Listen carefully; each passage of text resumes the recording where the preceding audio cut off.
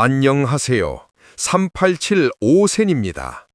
손흥민의 전 소속팀인 토트넘 스퍼스는 시즌 초반 토마스 프랭크 감독 체제에서 놀라운 경기력을 보여주며 리그 3위까지 올랐지만 최근 심각한 부진을 겪으며 공식 5경기에서 단 1승에 그치는 최악의 성적을 거두고 있습니다.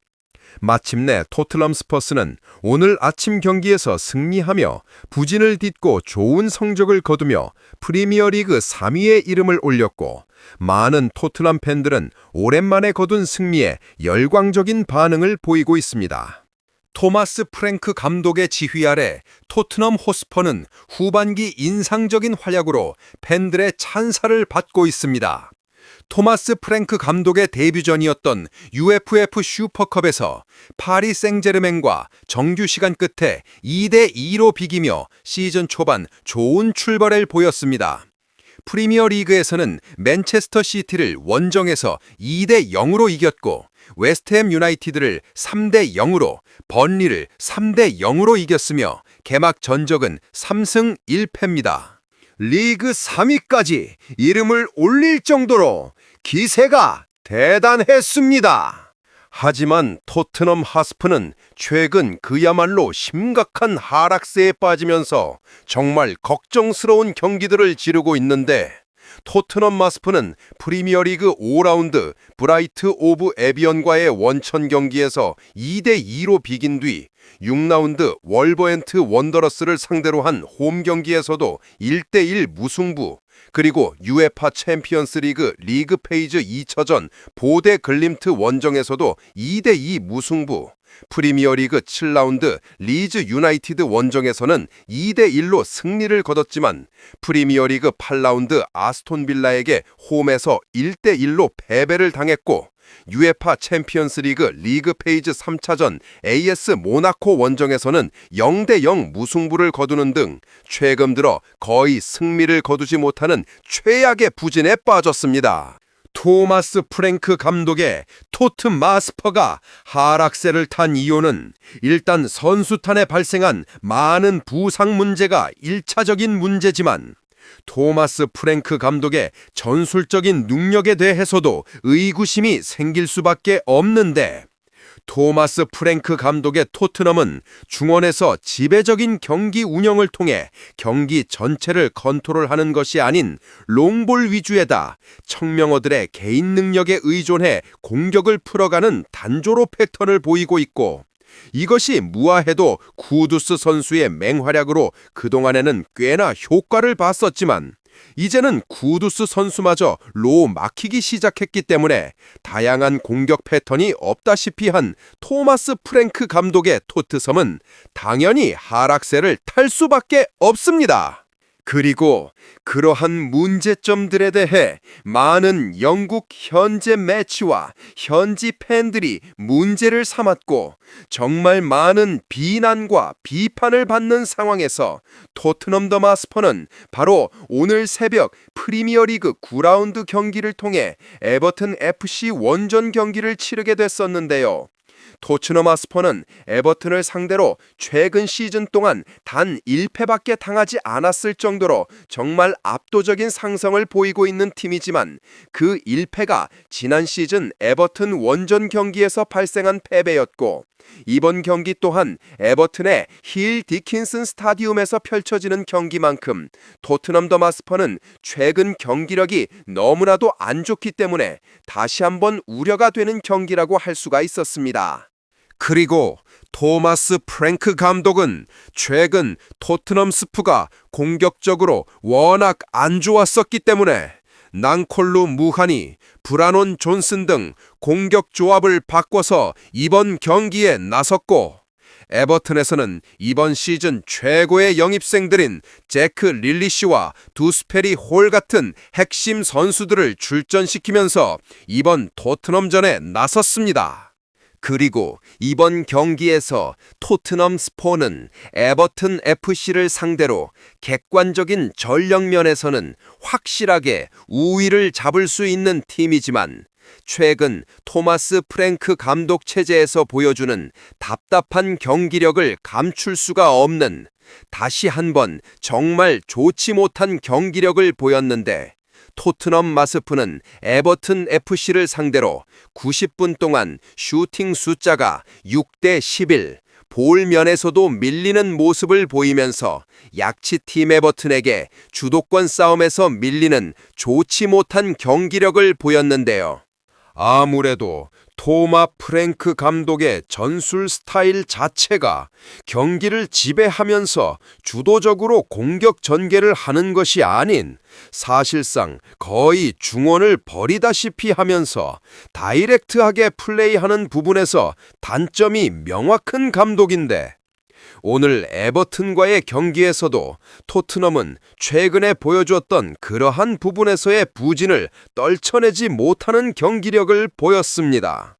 그리고 토트넘 스퍼는 전반전 초반 수비 지역에서 치명적인 패스미스로 위험한 찬스를 내주는 등 수비 안정성까지 떨어지는 경기력을 보였는데 포트나마 마스퍼는 전반전 19분 코너킥 상황에서 로드리고 벤탄쿠르 선수가 따낸 볼을 미키 반도멘 선수가 마무리를 지었고 토트넘 마스프는 경기력은 좋지 못하지만 세트피스 한 방으로 바꿀 수가 있었는데요.